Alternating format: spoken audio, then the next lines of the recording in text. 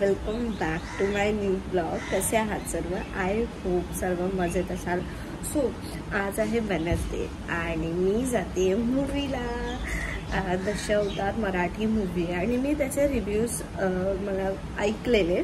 खूप छान मूवी आहे. सो मला पण ते बघायचं मन झालं आहे. सो मी जाणार आहे आणि सिऊसला जायचं आहे. तर मला 1 तास तरी आधी निघावं लागणार आहे. 4चा मूवी आहे तर मला 3 वाजता तरी निघावं लागेल.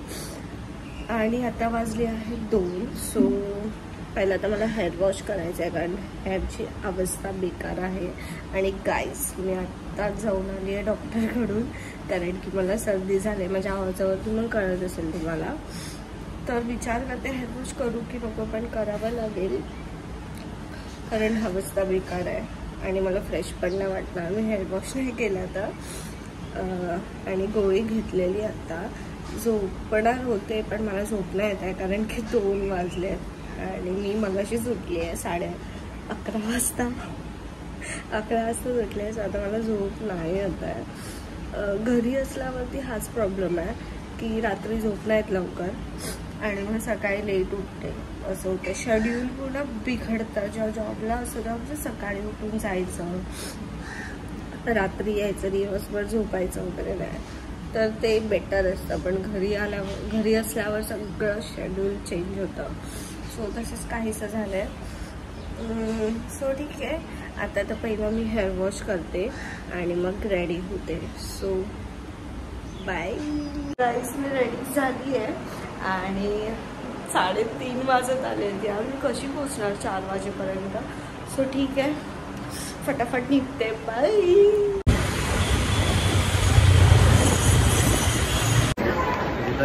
का दुसरा कलर असेल तिथं मग त्याचे दुसरा कलर ओळखून जायचा सगळीकडे ते दिसला.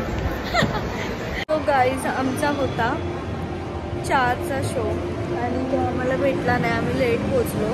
सो आता आहे 6:30चा शो. सो 7:30च्या शोला आम्ही आलो आहे आणि मॉलमध्ये आहे. आता वाजले आहेत 6 आणि अर्धा तास आहे अजून. सो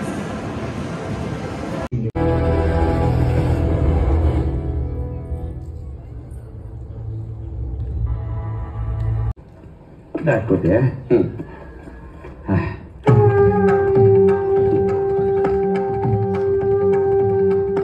अरे लहान असताना तुझ्या हातानं लिहिलंस.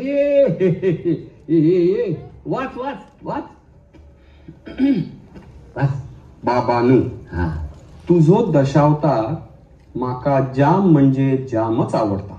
हा, त्यातलो पण हनुमान विशेष. तू म्हातारो झालंस आणि बाकी दशावतार बंद. हा, वाच वाच वाच पुढे.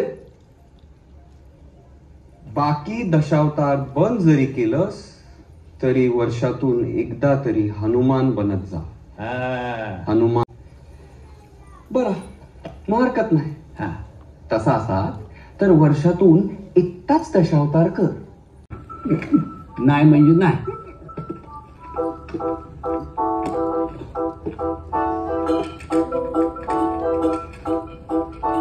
हौशीचं भो माझ्या करू त्याचं काय, त्याचं पाय नाही धाव्यावर पण त्याच्या पुढं मला